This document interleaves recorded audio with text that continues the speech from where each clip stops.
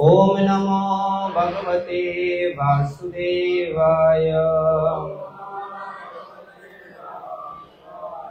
ओम नमो भगवते वासुदेवाय। ओम नमो भगवते वासुदेवाय। नारायणं नमस्कृतं नरं चैव नरोत्तमं देवीं सरस्वतीं व्यासं ततो जयो मुदीरये। नष्टप्रायेषु अभद्रेषु नित्यं भागवतं सेवया भगवताम् उत्तमश्लोके भक्तिर्भवति नष्टके। मूकं करोति वाचालं पङ्गुलङ्घयते गिरिं यत्कृपातमहं वन्दे परमानन्दमाधवम्। नमो विष्णुपादाय कृष्णपृष्ठाय भूतले श्रीमते जयपताका स्वामिनेति नामिने।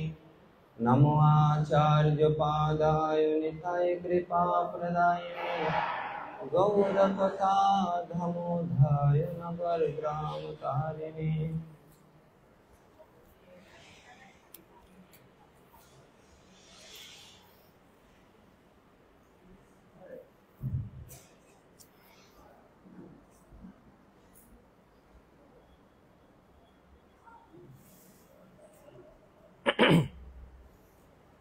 अमल पुराण श्रीमद् भागवतम तृतीय स्कंद 19 अध्याय श्लोक नंबर 25।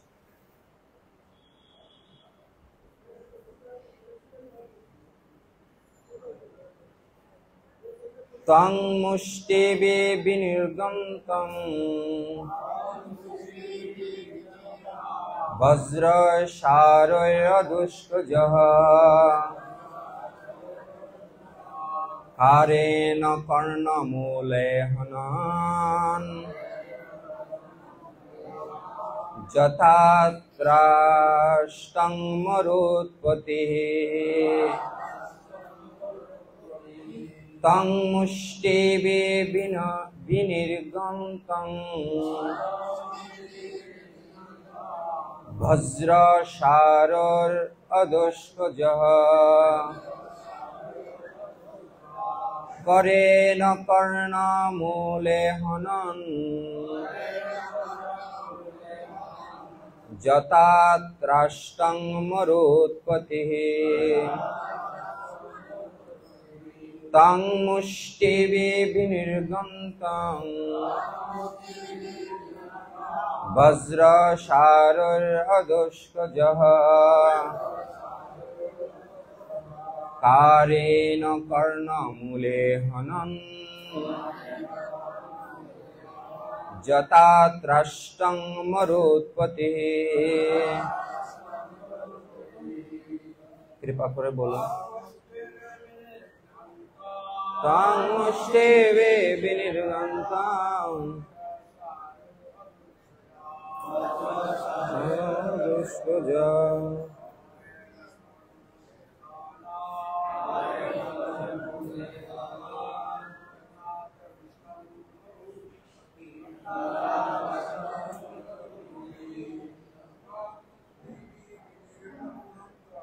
तं मुष्टिवे विनिर्गन्तं वज्रशारयदुष्कजः करेण कर्णमूले हनन् जतात्राष्टं मरुत्पतिः।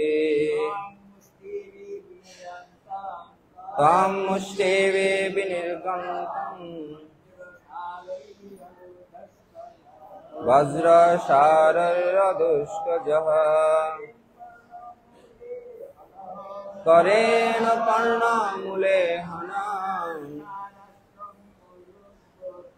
तथा जतात्राष्टं मरुत्पतिः। माता जी। तं मुष्टिवे विनिर्गन्तं वज्रशारयदुष्कजः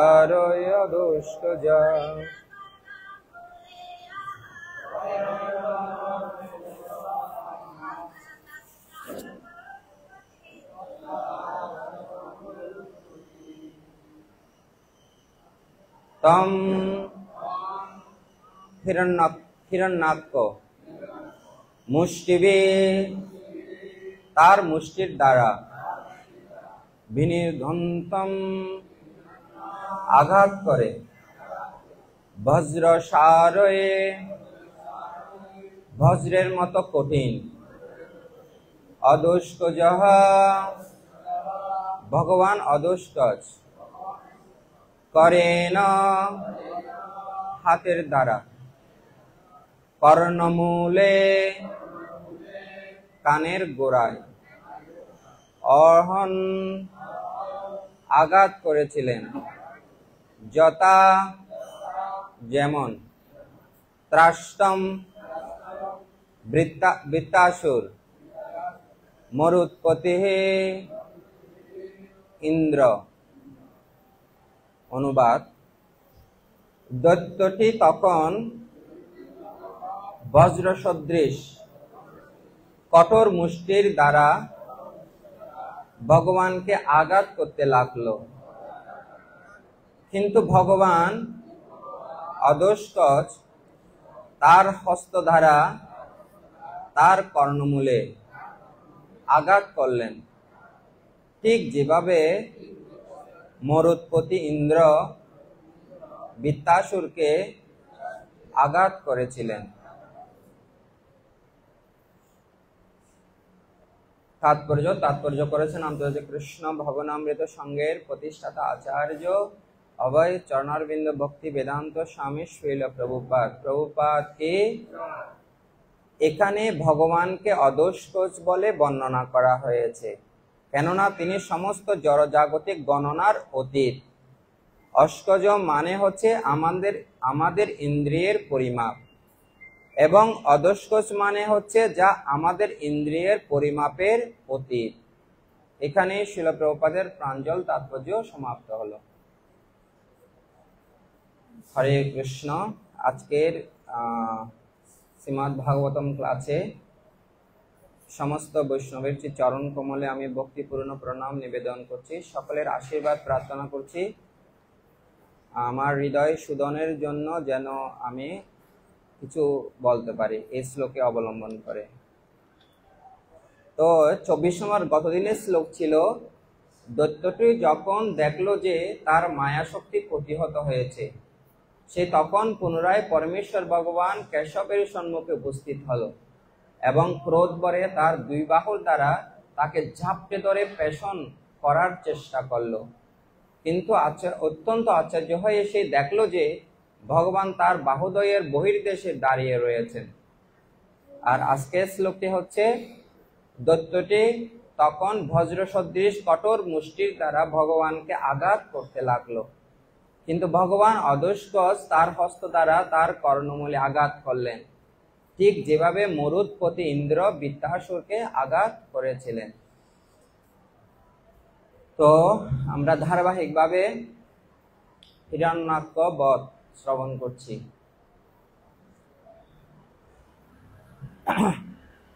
তো শাস্ত্র দেওয়া হয়েছে সৎ ব্যক্তিদেরকে শিখানোর জন্য, শাসন করার জন্য। আর এই জগতে অস্ত্র রয়েছে যারা দুষ্কৃতিকারী, তাদেরকে কি করার জন্য? শাসন করার জন্য। যেভাবে বাংলাদেশ সরকারের দুইটা মিনিস্ট্রি আছে, একটা হচ্ছে এডুকেশন মিনিস্ট্রি, আর একটা হচ্ছে স্বরাষ্ট্র মন্ত্রণালয়। তো যেটা শিক্ষা মন্ত্রণালয়, এটা ছোটবেলা থেকেই শিক্ষা দিয়ে চেষ্টা করেন সৎ নাগরিক হিসেবে গড়ে তুলতে। তদনুরূপ ভাবে যারা এই সৎ শিক্ষা গ্রহণ করে না, তাদের জন্য কি রয়েছে? স্বরাষ্ট্র মন্ত্রণালয়, পুলিশ বিভাগ রয়েছে, যাতে দুষ্ট লোককে শাসন করার জন্য। তো সৎ ব্যক্তি, সাধু ব্যক্তি, ভগবত ভক্ত ব্যক্তিকে শাসন করার জন্য, শিক্ষা দেওয়ার জন্য এই কি রয়েছে? শাস্ত্র রয়েছে। আমরা যে হিরণ্যকের কাহিনী পড়ছি, এটা ভক্ত সমাজে সমাদৃত, সবাই জানে। কিন্তু বর্তমান সময়ে যে সমস্ত আসরিক ভাবাপন্ন লোকগুলো আছে, তারা কি জানে হিরণ্যককে? জানবে না, কারণ এই সমস্ত কাহিনীগুলো তাদের অগোচরে আছে, তারা জানবে না। তাদেরকে যদি আমরা বুঝাতে চাই অদোষ্কজ কি, অনেক একটা ক্লাস দিতে হবে। ইন্দ্রিয় তৃপ্তি কি, সেটা একটা ক্লাস দিতে হবে। আমাদের কথাগুলো সবাই কি করতে পারবে না, হ্যাঁ, বুঝতে পারবে না। ইন্দ্রিয় তৃপ্তিকে এটা বোঝাতে গেলে আমরা একটা পুরো ক্লাস দিতে হবে তাদেরকে, আমাদের কথাগুলো বুঝবে না। কিন্তু সাধু ব্যক্তি এই শাস্ত্রের কথাগুলো কি করেন, অনুশাসন গুলো জানেন এবং পালন করেন। যে ব্যক্তি যত বেশি শাস্ত্রের অনুশাসনগুলো ব্যক্তিগত জীবনে প্রয়োগ করবেন, ঠিক ততটুক পরিমাণ তিনি ভগবানের আস্তে আস্তে নিকটে পৌঁছে যাবেন। তো তত্ত্ব সন্দর্ভে যে শিল জীব গোস্বামী একটি শ্লোক বলছেন, উনি বলছেন, বেদা পুরাণং কাব্যং চ প্রভু মিত্রং প্রিয় চ বোধয়ন্তিতি হি প্রাহুষ ত্রিবিদং ভাগবতং পুনঃ। তো তিনটা বেদ শিক্ষা দেয় আমাদের প্রভুর মতো, পুরাণ শিক্ষা দেয় আমাদের বন্ধুর মতো, কাব্য শিক্ষা দেন আমাদের হচ্ছে প্রেমিকের মতো, আর শ্রীমদ্ ভাগবতম আমাদের তিনভাবে শিক্ষা দান করেন, প্রভুর মতো, মিত্রের মতো, আবার কি প্রেমিকের মতো। বেদ শিক্ষা দিচ্ছেন কিভাবে, কিসের মতো, প্রভুর মতো, যা এই ইনস্ট্রাকশন দেওয়া হলো এটা ফলো করতে হবে। আর পুরাণ শিক্ষা দেওয়া হচ্ছে কিসের মাধ্যমে, বন্ধুর মতো, বিভিন্ন কাহিনী, পুরাণের বিভিন্ন কাহিনীর মাধ্যমে। আর কাব্য হচ্ছে, মহাকাব্য হচ্ছে দুইটা গ্রন্থ, একটা হচ্ছে কি মহাভারত, আর একটা হচ্ছে কি রামায়ণ। ছিল বেদব্যাস এই দুইটা গ্রন্থ বিশেষ করে কলিযুগের মানুষের জন্য, যারা অল্প বুদ্ধি সম্পন্ন তাদেরকে জ্ঞান দেওয়ার জন্য দেওয়া হয়েছে, সেজন্য প্রেমিকের মতো। কিন্তু ভাগবতম এই তিনভাবে, প্রভু আর মিত্র আবার কিসের মতো, প্রেমিকের মতো। সেজন্য আমাদের ভাগবতম যে শিক্ষাগুলো দেওয়া হচ্ছে, আমাদের শিল ভক্তি বিজয় ভাগবত স্বামী মহারাজ বলেন, এই শ্লোকগুলো, এই ভাগবতগুলো, এই শাস্ত্রগুলো আমাদের জন্য নয়, কার জন্য, আমার জন্য। যত বেশি আমরা এটা অনুভব করতে পারবো এই ভৌতিক জগতের ভয়ঙ্কর পরিস্থিতি থেকে, ততটুকু আমরা কি থাকবো, মুক্ত থাকবো। তো সামনে আমাদের আছে নৃসিংহ চতুর্দশী 22 তারিখ। তো আমরা ধারাবাহিকভাবে এখানে দেখছি প্রায় কাহিনীর কাছাকাছি এসে গেছি। হিরণ্যকশিপু, আমাদের মন্দিরেও চলছে হিরণ্যকশিপুর কাহিনী, আর স্বামী বিবাহে চলছে হিরণ্যক। তো এখানে ভগবান দুইভাবে কি করেন, ভক্তদেরকে সুরক্ষা দান করেন। হ্যাঁ, যেমন হিরণ্যক এবং হিরণ্যকশিপুকে ভগবান কি করেছেন, পরিশুদ্ধ করেছেন। কিভাবে, পরিশুদ্ধ করেছে পিউরিফিকেশনের মাধ্যমে। আর ভক্তদেরকে করেন উনি হচ্ছে প্রোটেকশনের মাধ্যমে। প্রহ্লাদ মহারাজকে উনি সুরক্ষা দান করেছেন, কিন্তু হিরণ্যক এবং হিরণ্যকশিপুকে তিনি কি করেছেন, তাকে পরিশুদ্ধ করেছেন। তো এই কাহিনী যে আমরা এখন পড়ছি, যে হিরণ্যকর সাথে তার যুদ্ধ চলছে, ভগবান বরাহদেবের সাথে যুদ্ধ করেছেন। বরাহদেব কোত্থেকে আবির্ভূত হয়েছেন, ভগবানের নাসারন্ধ থেকে। যে কেউ কল্পনা করতে পারবে না ভগবান কোত্থেকে আবির্ভূত হবে। তো আমরা এই কাহিনী যেহেতু জানি, এরপরে কি হবে, হিরণ্যক বধ হবে, তাই না? তারপর হিরণ্যকশিপু তার ভাতৃবধূ তার মাকে বুঝাবেন। আমরা কাহিনীগুলো জানি বলে স্বাভাবিকভাবে আমরা কি হচ্ছে জানবো না। কিন্তু বর্তমান সময়ে আমাদের যে সমস্ত ঘটনাগুলো ঘটছে, সেগুলো পরিস্থিতি পরিণতি কি হবে সেগুলো সম্পর্কে আমাদের কোনো কি নাই, ধারণা নেই। আমরা দেখছি হিরণ্যক এবং হিরণ্যকশিপু, ওনারা পূর্ব জীবনে কে ছিল, জয় বিজয় ছিল। পূর্ব জীবনে কি ছিল, জয় বিজয় ছিল। আর জয় বিজয় থেকে আজকে কি হলো, এই ধরনের একটা পরিস্থিতি। কিন্তু হিরণ্যকশিপু হওয়ার পর তারা কি জানতো আমরা জয় বিজয় ছিলাম?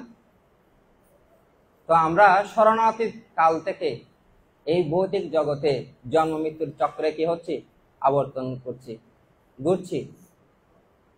ওনার তো মাত্র কতটা জন্ম লাগলো এই জয় বিজয় আবার ফিরে যেতে, তিনটা জন্ম তার অতিক্রান্ত করতে হয়েছে।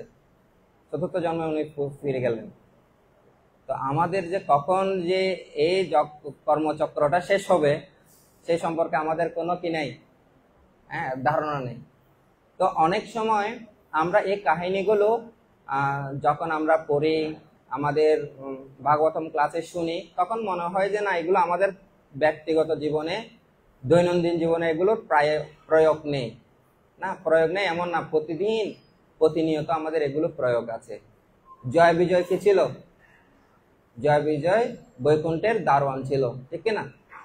তো আমাদের মন্দিরগুলোতে যখন আমরা বিভিন্ন ফেস্টিভ্যাল হয়, জন্মাষ্টমী, রথযাত্রা, সেখানে সিকিউরিটি থাকে কিনা? আর যখন সিকিউরিটির দায়িত্ব বা স্বেচ্ছাসেবকের দায়িত্ব দেওয়া হয়, স্বাভাবিকভাবে যখন দায়িত্বটা পোশাকটা পরাই দেওয়া হয়, হাতে যদি একটা লাঠি টাঠি থাকে, তখন পাওয়ারটা এসে যায়। তখন আমরা ভুলে যাই যে পাওয়ারটাকে মানে শক্তিটাকে আমরা কি করতে রিলিজ করতে চেষ্টা করি, এনজয় করার চেষ্টা করি। কিন্তু এটা যে একটা মহান দায়িত্ব, এই কথাটা আমরা কি হয় প্রায়শই ভুলে যাই। তো এটা ভগবান যখন কাউকে দায়িত্ব দান করেন, তখন বুঝতে হবে যে এই দায়িত্বের পিছনে অনেক বড় ধরনের কি আছে। এটার যেমন মানে সুফলও আছে, এটার তেমনই আবার কি আছে, কুফলও আছে। যদি সঠিকভাবে পালন করে, তাহলে সেটার মধ্যে অসম্ভব ধরনের তার পারমাত্মিক উন্নতি হবে। আবার যদি সে সঠিকভাবে পালন করতে পারে না, তখন কি হবে, তার অধপতনের কারণ হতে পারে, যেটা আমরা জয় বিজয়ের কাহিনীর মাধ্যমে কি করতে পারছি, বুঝতে পারছি। যে কোনো সেবা করেন না কেন, সেই সেবার মধ্যে আপনার কি আসবে, কিছু চ্যালেঞ্জ, কিছু সমস্যা থাকবেই থাকবে। একদম যে কোনো সেবা করেন না কেন, যেমন যদি আপনি প্রসাদ পরিবেশন করেন, সেখানেও কিছু সমস্যা আছে। কিছু ভক্ত বলবেন, আপনি দিতে চাইছেন, খুব ভালো মন নিয়ে আপনি সেবা করতে চাইছেন, কিন্তু সবাইকে সমানভাবে সবার কাছ থেকে প্রাপ্ত হবেন না। কেউ আপনাকে বলবেন অল্প করে দেন, কেউ বলতে এত বেশি দিচ্ছ, মানে মানে এমন ভাবে বলবে আপনার সেবা করার উৎসাহটা কি হয়ে যাবে, হারিয়ে যাবে। সেজন্য যখন আমরা ভক্তদের সাথে সেবা করতে যাব, তখন বুঝতে পারবো যে আমাদের ইগোতে, আমাদের অহংকারে কি হচ্ছে, আঘাত হচ্ছে। সেজন্য যে জয় বিজয়ের কাহিনী থেকে আমাদের মনে রাখতে হবে, আমরা যখন কৃষ্ণ ভাবনামৃত কিছু দায়িত্ব প্রাপ্ত হই, তখন এই দায়িত্বটাকে মানে এই যে সেবাটাকে আমাদের রিলিজ করার জন্য, আস্বাদন করার জন্য না, এটার পিছনে বড় ধরনের কি আছে, ঝুঁকি আছে। দায়িত্ব পালন করতে না চাওয়াটা এটাও একটা কি, অহংকারের কি, না আমি কোনো কিছুতে নিব না। আরে নিতে তো হবে, একসময় একসময় নিতেই হবে, তাই না? আমি কালকে পড়ছিলাম শ্রীমতী দেবকী মাতাজির গ্রন্থ থেকে, শেলফারি রিলেশনশিপ, ওই বইতে উনি লিখেছেন, দায়িত্ব নিতে না চাও একটা কি, আবার নেওয়ার পরে সেটাকে অপব্যবহার করা, সেটাও একটা কি, ঝুঁকি।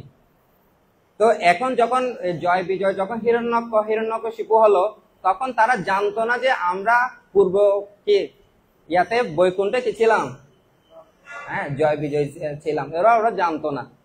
ওরা না, যখন হিরণ্যকশিপু রুল দেওয়া হলো, অ্যাজ ইট ইজ একদম পারফেক্ট যথাযথভাবে কি করছেন, পালন করছেন। ওনারাও তো কৃষ্ণের, জীবের স্বরূপ হয় কৃষ্ণের নিত্য দাস, ওনারাও তো নিত্য দাস, কিন্তু এই লীলাতে ওনারা কি হচ্ছেন, ভুলে গেছেন। সেজন্য আমাদের ভগবান চায় না আমরা ভুল করি, কিন্তু যখন আমরা কোনো ভুল করি, তখন এটা ভগবান লীলার সাথে ভগবান গেঁথে দেন। বুঝতে পারছেন? ভগবান চায় না যে আমরা ভক্তি জীবনে কি করি, ভুল করি, কিন্তু যখন ভুল হয়ে যায়, তখন ভুলটা ভগবানের লীলার সাথে কি করে দেয়, গেঁথে দেয়। ঠিক জয় বিজয় যে ভুলটা করেছে, সেটা ভগবান চায়নি যে তা আমার মানে কি দাঁড়ি, আমার যার গেটকিপার, তারা এই ধরনের ভুলগুলো করুক। তো সেজন্য সেবা করতে গেলেও আমাদের পরিপক্কতা অথবা ম্যাচুরিটি বলা হয়, যেটা ইংলিশে, পরিপক্কতার দরকার আছে। কোনো সময় অত্যন্ত সাহস থাকতে হবে, আবার কোনো সময় বিবেচনা করতে হবে।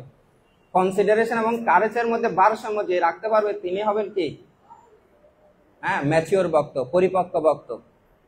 যেভাবে অর্জুন, আমরা যখন প্রথম স্কন্ধে দেখি, অশ্বত্থামাকে যখন ধরে নিয়ে আসা হলো, তখন দুইটা পক্ষ হয়ে গেছে। দ্রৌপদী চাইছেন যে কি অশ্বত্থামাকে বধ করা হোক না হোক, তাকে মুক্ত করে দেওয়া হোক। তার পক্ষ অবলম্বন করেছে আবার কে, যুধিষ্ঠির মহারাজ। আবার অপরদিকে আরেকটা পক্ষ দাঁড়ালো যে না, ভীম চাইছে না, এখনই তাকে কি করতে হবে, বধ করতে হবে। আবার কৃষ্ণ বলছেন তোমাকে দুইটা পক্ষ কি করতে হবে, ভীমকেও সন্তুষ্ট করতে হবে, আবার কাকে সন্তুষ্ট করতে হবে, দ্রৌপদী এবং যুধিষ্ঠির মহারাজকেও সন্তুষ্ট করতে হবে। তো এখানে হচ্ছে পরীক্ষা, যখন ভক্ত এমন এমন পরিস্থিতির দ্বার হয়, তখন তার একটু সামান্য ধরনের সিদ্ধান্ত যদি ভুল হয় তাহলে অনেক দূরে হারিয়ে যাবে। তো সেজন্য চিন্তা করতে হবে যে না, পরিপক্কতার জন্য দুইটা জিনিস খুব ইম্পর্টেন্ট। একটা হচ্ছে কোনো সময় আমাদের সাহস লাগবে, আবার কোনো সময় আমাদের কি লাগবে, বিবেচনা লাগবে। বিবেচনা করতে হবে, কনসিডারেশন বলে ইংলিশে।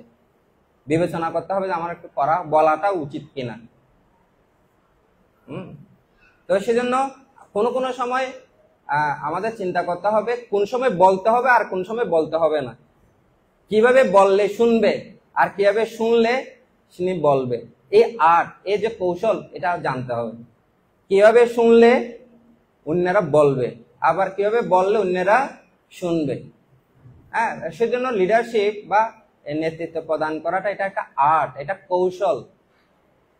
হ্যাঁ, যেটা জয় বিজয় কি হলো বৈকুণ্ঠে থাকা অবস্থায়, তাও মানে কোনো ওষুধ দ্বারা তারা কি হননি।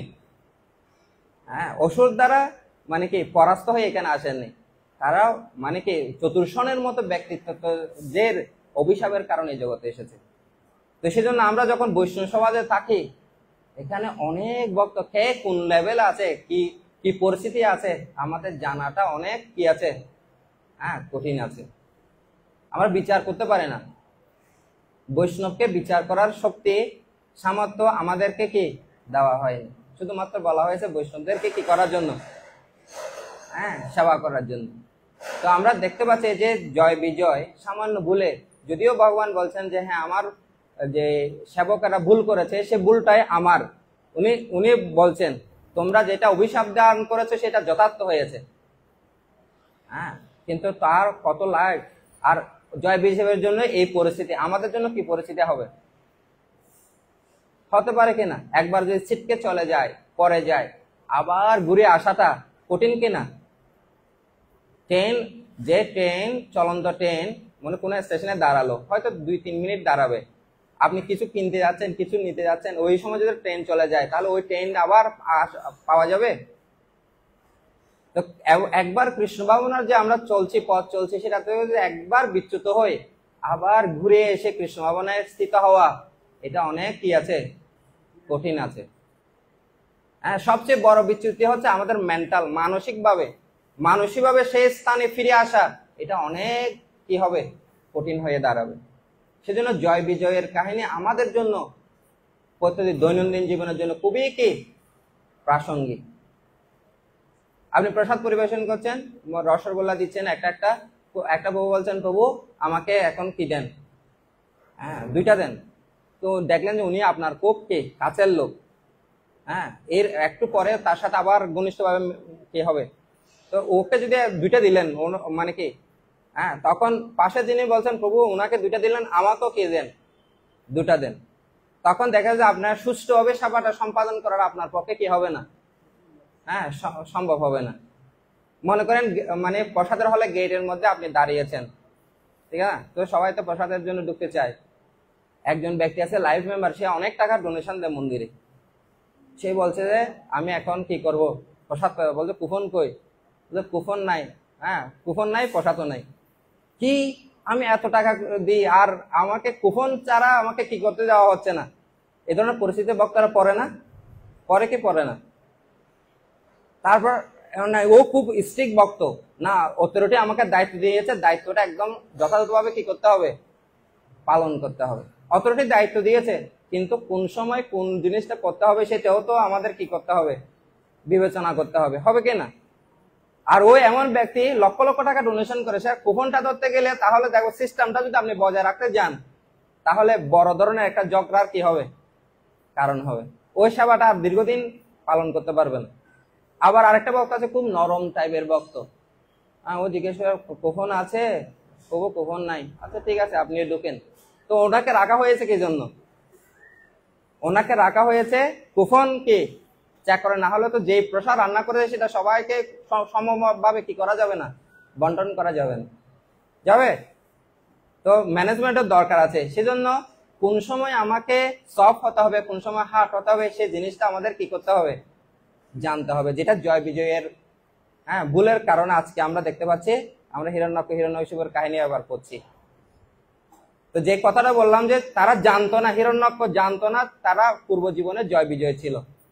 তারা পুরোভাবে একদম মগ্ন হয়ে গেছে, না আমরা হচ্ছে ভগবত বিদ্বেষী, আমাদের যেভাবে রোল প্লে করতে হবে একদম পারফেক্টলি। ওরা নাটক করছে না কিন্তু এখন, আমরা আমরা আমাদের দৃষ্টিতে ওরা নাটক করছে, কিন্তু হিরণ্যকশিপুর দৃষ্টিতে ওনারা কি করছেন না। আর তাদের নাটক দর্শন করছে কারা? দেবতার উর্ধ্ব লোক থেকে বিমানে করে করে দেখছেন কি হচ্ছে ঘটনা। দেবতারা যেহেতু সকাম কর্মী, তারাও আবার বিভ্রান্ত হয়ে যেত, ভগবান তাড়াতাড়ি কেন মারছে না, মনে হয় ভগবান আবার পরাস্ত হয়ে যাবে মনে হয়। কিন্তু ভক্ত জানেন ভগবান কখনো কি হবেন না, পরাস্ত হবে না। এই আগের শ্লোকে আপনারা হয়তো দেখেছেন, ওনারা মনে মনে ভাবছে যে তাড়াতাড়ি কি করো ভগবান, ওনাকে নিয়ে আর খেলা করো না, ওনাকে এখনই কি করো, বধ করো। তারা ভগবানের শক্তিমত্তা সম্পর্কে কি অনুভব করতে পারে না, দেবতা হলো। কিন্তু ভক্ত জানেন, যেভাবে প্রহ্লাদ মহারাজ জানেন ভগবান যে কোনো অবস্থা যে কোনো পরিস্থিতি থেকে কি হতে পারে, ভগবান সম্পর্কে তার একদম ক্লিয়ার কি ধারণা রয়েছে। এটা একটা গেল। তো আরেকটা আমরা দেখি যে এখানে ভুলগুলো, জয় বিজয়ের ভুল থেকে হিরণ্যকশিপু হলো। দ্বিতীয় ভুল থেকে মাতা দ্বিতীয় ভুলের কারণে তো আজকে কি হলো, হিরণ্যক এবং হিরণ্যকশিপু আসলো। তো আমাদের জীবনে প্রত্যেকটা ভালো ঘটনার সাথে একটা খারাপ থাকবে, প্রত্যেকটা খারাপ পরিস্থিতির সাথে একটা ভালো থাকবে। যেটা ভাগবতমে দেখা যাচ্ছে যে হিরণ্যক এবং হিরণ্যকশিপু আসবে, তখন কশ্যপ মুনি বলছেন তুমি দুশ্চিন্তা করো না, তোমার একটা নাতি হবে, যে নাতিটা হবে সারা জগতের জন্য মহান ভক্ত, সেটা হচ্ছে কে, প্রহ্লাদ মহারাজ। তো আমাদের জীবনে এমন কোন দুর্ভাগ্যের সাথে সাথে একটা কি আসবে, সৌভাগ্য আসবে, সৌভাগ্যের সাথে একটা কি আসবে, দুর্ভাগ্য আসবে। এটা হচ্ছে মানে কি ওই মুদ্রার পয়সার এপিটুপিটের মতো। আপনি যদি সুখ নিতে চান তাহলে কি আসবে, দুঃখ আসবে, আর দুঃখ পেতে থাকেন দুঃখের ভিতরে আরেকটা কি আসবে, সুখ আসবে। তো এখানে দ্বিতীয় জীবনে একটা দুর্ভাগ্য এসেছে, যে দুর্ভাগ্যটাকে ওনার পুত্রগুলো কি হবে, অসুর হবে। একটা সৌভাগ্যটা কি, সৌভাগ্যটা হচ্ছে ওনার একজন মহান ভগবত ভক্ত কি হবে, নাতি আসবে। তো আমাদের জীবনে এমনটি কখনো যাবে না, কখনো যাবে না যে সবসময় ভালো হবে। কিন্তু এর মাধ্যমে আমাদের ভগবান কি শিখাতে চায়, এই ভালো এই মন্দ এই সব হচ্ছে কি ভ্রম। যদি প্রহ্লাদ মহারাজকে এই ধরনের পরিস্থিতির উপর দিয়ে না যেতে হতো, তাহলে আজকের দিনে আমরা ওনাকে স্মরণ করতাম। শ্রীমন মহাপ্রভু গদাধর পণ্ডিতের কাছ থেকে প্রতিদিন ভাগবতমের কাহিনী, প্রহ্লাদ মহারাজের চরিত্র, ধ্রুব চরিত্র শুনতে চাইতো কেন? আজকে যুগ যুগ সেটা তো সত্য যুগের ঘটনা, এখনো কেন ভক্তরা এটা নিয়ে আলোচনা করছে? কারণ এটা বিশেষ বিশেষ স্পেশাল। তো যে সমস্ত ভক্ত যে পরিস্থিতির উপর দিয়ে কৃষ্ণ ভাবনা চালিয়ে যাচ্ছেন, তার জন্য এটা খুব কঠিন, তার জন্য সেটা খুব কঠিন। অন্যের জন্য এটা সহজ হতে পারে, তার জন্য অনেক কি কঠিন। প্রজাপতি তার ওই কি গুটি থেকে বের হচ্ছে না, একটা গুটি থেকে আস্তে আস্তে বের হয়। কেউ যদি সাহায্য করার জন্য তাকে একটু চেষ্টা করে, একটু চেষ্টা করলো, দেখা যাবে যে প্রজাপতিটার ডানাটা কি হয়ে গেছে, কাটা হয়ে গেছে, যার জন্য সে আর কি করতে পারছে না, উঠতে পারছে না। কারণ বাহ্যজীবকে তাকে যে সাহায্য করা হচ্ছে, সে সাহায্যটা তার প্রতিবন্ধক হিসাবে কি হচ্ছে, পরিগণিত হচ্ছে। বুঝতে পারছেন? তো আমাদের ভগবান চায় যে আমার বিশেষ পরিস্থিতিতে তাকে উত্তীর্ণ হয়ে ভগবানের প্রতি অবিচল ভক্তি যেন আমরা কি করতে পারি। সেজন্য কোন ভক্ত আপনি দেখেন যতগুলো চৈতন্য চরিতামৃতে ভাগবতমে যা যা কাহিনী আছে, যে সমস্ত ভক্ত ভক্তি অনুশীলন করেছে তারা কিন্তু সহজেই কিন্তু ভক্তি করতে পারেনি। অনেক প্রতিকূল পরিস্থিতির ভিতর দিয়ে তাকে কি করতে হয়েছে, বের হতে হয়েছে, ঠিক না? ইংলিশে একটা কথা আছে, life is not bed of roses, জীবন পুষ্পসজ্জা নয়। এটা একটা চ্যালেঞ্জ। এটা একদিন দুদিনের নাটক না, আমরা আসলাম কিছুদিন পরে না, এটা লাইফ লং, শেষ নিঃশ্বাস পর্যন্ত, শেষ নিঃশ্বাসও না, জীবনের পর জীবন। আমরা জানি না, এখানে কেউ নিশ্চিত করে বলতে পারবে না যে এক জীবনে আমরা ভগবত ধামে ফিরে যাব। তাহলে জীবনের পর জীবন কি আমাদের কি কি করতে হচ্ছে, হ্যাঁ সেই দেখাতে হচ্ছে। সেজন্য আনুকূল্যেন কৃষ্ণ অনুশীলনম, ভক্তরা হিরণ্যকশিপুর, যদিও এটা ভগবানের পয়েন্ট থেকে না, আমি একটু বীর রস আস্বাদন করতে চাই, আমি একটু আনন্দ পেতে চাই, মারামারির আনন্দ পেতে চাই, ভগবান চাইছেন। তো উনি কাকে পছন্দ করবেন? এই মানে বীর রস আস্বাদন করার জন্য তিনি মনোনীত করেছেন তার এই ভৌতিক জগতের, জড় জগতের এমন কোন জীব নাই যে ভগবানের সাথে কি করতে পারবে, মারামারি করতে পারবে। বীর রস আস্বাদন করতে হবে, আর আনতে হবে কোত্থেকে? বৈকুণ্ঠ থেকে হায়ার করে আনতে হবে। কিন্তু ভগবান চায়নি যে জয় বিজয় ওনারা কি করুক, হ্যাঁ এই যে চতুর্ষণ দ্বারা অভিশপ্ত হোক, এটা ভগবান চায়নি। কিন্তু ওনাদের ভুলটাকে আরেকটা শিক্ষার সাথে কি করা হয়েছে, জড়িয়ে দেওয়া হয়েছে। যেমন যতগুলো কাহিনী আছে না কেন, সব কাহিনীর যে সমস্ত ভুলগুলো তারা করেছে, হ্যাঁ ভগবান চাইনি পরীক্ষিত মহারাজ একটা সাপ কি নিয়ে শ্রমিক ঋষির গলায় কি দেখ, পেঁচিয়ে দেখ, এটা এটা ভগবান চাইনি, চেয়েছিল। কিন্তু ভগবান সেটাকে একটা সুন্দর একটা রূপ দান করেছেন জগতের শিক্ষার জন্য। হ্যাঁ উনি পরীক্ষিত মহারাজ সাপে গলায় সাপ পেঁচিয়ে দিলেন বলে একটা কঠিন পরিস্থিতির সম্মুখীন হলেন, তারপর বুঝতে পারলেন যে না, অভিশাপগ্রস্ত হলে 7 দিনের মধ্যে কি হবেন, মারা যাবেন। তখন এখন চিন্তা করছে আর কিছু আমার কাজ নাই, এখন আমাকে ভগবানের কথা সম্পূর্ণভাবে শরণাগত হতে হবে, আর ভগবানের কথা আমি শুনতে থাকবো। তো ভগবান চায়নি আমরা ভুল করি, কিন্তু আমাদের ভুলগুলোকে ভবিষ্যৎ প্রজন্মের জন্য একটা শিক্ষা হিসাবে কি করতে চান, হ্যাঁ রিপ্রেজেন্ট মানে তৈরি করতে চান। তো সেজন্য আমাদের বুঝতে হবে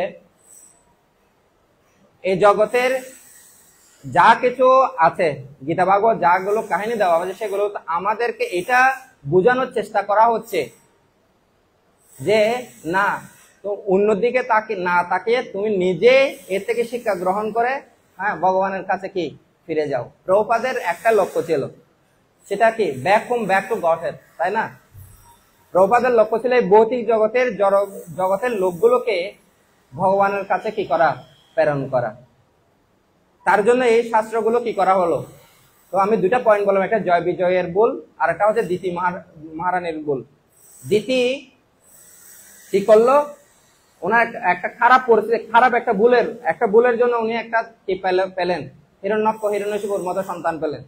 কিন্তু একটা ভালো আবার কি পেলেন, পরীক্ষিত মহারাজ উনি 7 দিনে সাপগ্রস্ত হলেন, কিন্তু আবার একটা কি বড় পেলেন যে শিল শুকদেব গোস্বামীর কাছ থেকে ভগবানের কথা কি করতে পারবেন, শুনতে পারবেন। কিন্তু তখনকার সময়ে তখনকার পরিস্থিতির জন্য এটা আদৌ কি মানে যে শ্রমিক ঋষির গলায় যে সাপ পেঁচিয়ে দেওয়া, এটা আনন্দদায়ক ছিল না। এটা ওনার জন্য সবচেয়ে, ওনার চরিত্রের জন্য, ওনার ব্যক্তিগত জীবনের জন্য সবচেয়ে একটা খারাপ পরিস্থিতি। কেন আমি একটা সাধুর, একটা ঋষির গলায় আমি কেন কিভাবে করতে পারি, একটা সাপ পেঁচিয়ে দিতে পারি, যেটা আমার বংশের ঐতিহ্যের সাথে কোনো খাপ খাওয়ায় না। তার জন্য কঠিন পরিস্থিতি ছিল। ওই কঠিন পরিস্থিতিতে ভগবানের কথাটা তার জন্য একমাত্র কি ছিল, ওষুধ ছিল। তো সেজন্য আমরা যখন ভক্তি জীবনকে অত্যন্ত সিরিয়াস, অত্যন্ত ঐকান্তিক সহকারে গ্রহণ করব, তখন ঐকান্তিক ভাবে ভক্তি করাটা অনেক কি আছে, অনেক প্রতিকূলতার উপর দিয়ে যেতে হবে। এটা সহজ হবে না, যাত্রাটা সহজ হবে না। একদিন দুদিন সহজ হতে পারে, কিন্তু কি দিনের পর দিন, মাসের পর মাস, বছরের পর বছর, হ্যাঁ পুরো জীবন এখানে ভগবান কিন্তু পরীক্ষা করে নিবে। আর এই আজকের এই শ্লোকে বলা হচ্ছে যে অদস্কযোগ শব্দটি প্রভুপাদ এখানে 3 লাইনের তাৎপর্য ব্যাখ্যা করেছেন। তিনি বলেছেন অদস্কজ মানে হচ্ছে তিনি, কেননা তিনি সমস্ত জড়জাগতিক গণনার অতীত। তো আমাদের এই যে জড় ইন্দ্রিয়, চক্ষু, কর্ণ, নাসিকা, জিহ্বা, ত্বক, এই জড় ইন্দ্রিয় দ্বারা ভগবানকে অনুভব করতে পারি না। কেউ যদি আগুনে প্রবেশ করতে হয় তাহলে তাকে আগুন হতে হবে, তারপর আগুনের মধ্যে প্রবেশ করা যাবে, তাই তো? যদিও বিজ্ঞানীরা বলছেন যে সূর্যের মধ্যে কোনো জীবনের কোনো অস্তিত্ব নাই, চন্দ্রের মধ্যে কোনো জীবনের অস্তিত্ব নাই, কারণ তাদের তাদের প্রেক্ষাপটে চিন্তা করছে সেটা।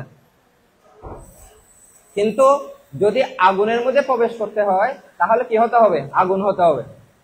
তো সেজন্য ভগবানের সাথে যদি কি আমরা কি হতে চাই, যুক্ত হতে চাই, তাহলে চিন্ময়ত্ব প্রাপ্ত না হলে ভগবান রাজ্যে, ভগবত ধামে, ভগবানের কাছে আমরা প্রত্যাবর্তন করতে পারি না।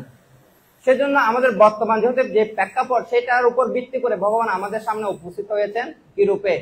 বিগ্রহ রূপে, দারু, কাঠ, পাথর। কিন্তু উনি কাঠ পাথর না, তিনি হচ্ছে স্বয়ং কি প্রতিমা, নাও তুমি সাক্ষাৎ বজেন্দ্র নন্দন। তো আমরা যখন ভগবানকে দেখি এক ধরনের দৃষ্টিতে দেখি, যখন শুদ্ধ ভক্ত ভগবানকে দেখে তখন আরেক ধরনের দৃষ্টিতে দেখেন। প্রেমাঞ্জন চরিত ভক্তি বিলোচনেন সন্ত সদৈব হৃদয়েষু বিলোকয়ন্তি। প্রেমের অঞ্জন দ্বারা, প্রেমের চক্ষু দ্বারা ভগবানকে কি শুদ্ধ ভক্তরা ভগবানকে দর্শন করেন। আমরা দেখেছি ব্যক্তিগতভাবে আমাদের জয় শ্রী শ্রী রাধা গোবিন্দ জগন্নাথ বলদেব সুভদ্রা মহারানী কি যখন আমাদের গুরুবর্গ ভগবানকে দর্শন করে অনেকক্ষণ তাকান, অনেকক্ষণ ভালোভাবে বিনীতভাবে প্রার্থনা করেন, ওনারা ভগবানকে এখানে কি করতে পারেন? অনুভব করতে পারেন। কিন্তু আমাদের মতো, আমার মতো কনিষ্ঠ ভক্তরা ভগবানকে দেখলেও ভগবানকে অনুভব করা অনেকটা কি হয়ে পড়ে? কঠিন হয়ে পড়ে। সেজন্য ভগবান আমাদের বিভিন্ন রূপে, বিভিন্ন ভাবে আমাদের প্রসাদ রূপে নিয়ে এসেছেন। কন্যার সমন করব, ভগবানের কথা রূপে তিনি আমাদের কাছে আবির্ভূত হয়েছেন। আর বর্তমান কলিযুগে তিনি কি রূপে? নাম রূপে কৃষ্ণ অবতার, নাম রূপে তিনি কি হয়েছেন? তো সেজন্য রূপ গোস্বামী পাদ তিনি বলছেন, অত শ্রীকৃষ্ণ নামাদি ন ভবেদ গ্রাহ্যম ইন্দ্রিয় সেবান মুখহি জিহ্বাদ স্বয়মেব স্ফুরত। উনি বলছেন যে সেবাটা শুরু হয় জিহ্বা দিয়ে। যদি নতুন কেউ ভক্ত আসে, উনি কৃষ্ণ নাম ভগবানকে দেখে অত বেশি ইন্টারেস্ট পায় না, কিন্তু প্রসাদ প্রতি কি আছে ওনার আগ্রহটা বেশি। রাজভোগ যদি দেওয়া হয় উনি একদম সব ভুলে যাবেন, ও রাজভোগ দেওয়া হয়েছে আমাকে। তো সেবাটা শুরু হয় জিহ্বা দিয়ে। জিহ্বার দুটা কাজ, একটা হচ্ছে খাওয়া, আর একটা কি করা? নাম করা। হরে কৃষ্ণ কৃষ্ণ কৃষ্ণ হরে হরে, হরে রাম রাম রাম হরে হরে। এই নাম থেকে নাম, রূপ, গুণ, লীলা, দাম একটা একটা প্রকটিত হবে। সেজন্য ভগবানকে যদি উপলব্ধি করতে চায় প্রথমে আসবে কিসে থেকে? নাম থেকে। নামের পরে আসবে নাম, রূপ, গুণ, লীলা, পরিকর, ধাম, আস্তে আস্তে একটা একটা প্রকটিত হবে। তো সেজন্য আমাদের শ্রীমান মহাপ্রভু শিল প্রভুপাদ এই জন্য বলছেন যে চান্ট অ্যান্ড বিহেভিং, হরে কৃষ্ণ মহামন্ত্র জপ করো এবং কি সুখী হও। ভগবানকে উপলব্ধি করার, ভগবানকে অনুভব করার এটা হচ্ছে প্রাথমিক এবং মানে কি সর্বশ্রেষ্ঠ একটা মাধ্যম, যে মাধ্যমে আমরা ভগবানকে অনুভব করতে পারি।